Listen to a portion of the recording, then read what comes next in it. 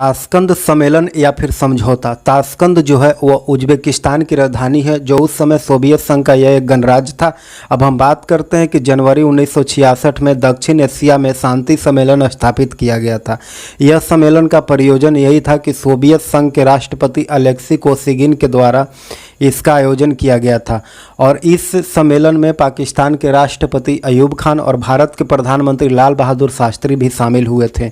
और इस सम्मेलन की मध्यस्थता जो है वो कोसिगिन कर रहा था, जो सोवियत संघ का राष्ट्रपति था। इस सम्मेलन में लाल बहादुर शास्त्री जो थे इसलिए शामिल हुए थे कि जो पड़ोसी देश है और जो अपने देश के बीच शांति संबंध है वह स्थापित हो, वह पुनः स्थापित रहे और लोगों के बीच मैत्रीपूर्ण जो है संबंध का प्रोत्साहन करने के लिए 10 जनवरी 1966 में ताशकंद में एक घोषणा पत्र पर हस्ताक्षर हुआ।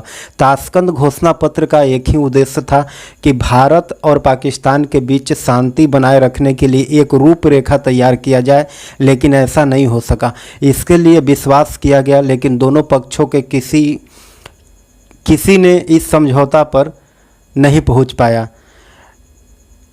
फिर उसके बाद सोवियत संघ के नेताओं के द्वारा जो मसौदा तैयार किया गया था, जो रूपरेखा बनाया गया था, उस पर भारत के प्रधानमंत्री लाल बहादुर शास्त्री को हस्ताक्षर करने के लिए बाध्य किया गया।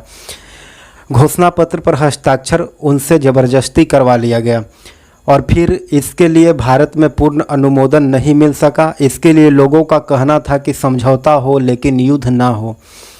और उसके बाद क्या था कि इस समझौता में ऐसा कोई उल्लेख नहीं था कि पाकिस्तान के जो कश्मीर वाले इलाके हैं उस पर गोरिल्ला वार के लिए प्रतिबंध लगाया जाए या फिर छोड़ दिया जाए।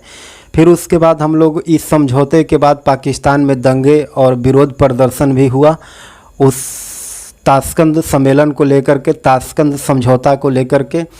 और ताशकंद समझौता के लेकर के पाकिस्तान में जुल्फ़िकार भुट्टो और अयूब खान जो थे वो दोनों अलग हो गए, दोनों में मतभेद हो गया, दोनों अलग हो गए और दोनों ने अपना अपना दल पार्टी बना लिया। फिर उसके बाद 1966 के 11 जनवरी की सुबह जब ताशकंद घोषणा पत्र पर लाल बहादुर शास्त्री के द्वारा हस्ताक्षर करवा लिया गया, उसकी सुबह लाल बहादुर शास्त्री जी का रहस्यमय ढंग से निधन हो जाता है। फिर इस मामले के लिए कार्रवाई भी किया जाता है और उस पर जांच आयोग भी बैठता है, लेकिन इसका कोई फ़ायदा नहीं हुआ। नीचे डिस्क्रिप्शन में लिंक दिया गया, वहां से जाकर के आप फेसबुक और इंस्टा को फॉलो कीजिए। इसका PDF भी डाउनलोड कर सकते हैं।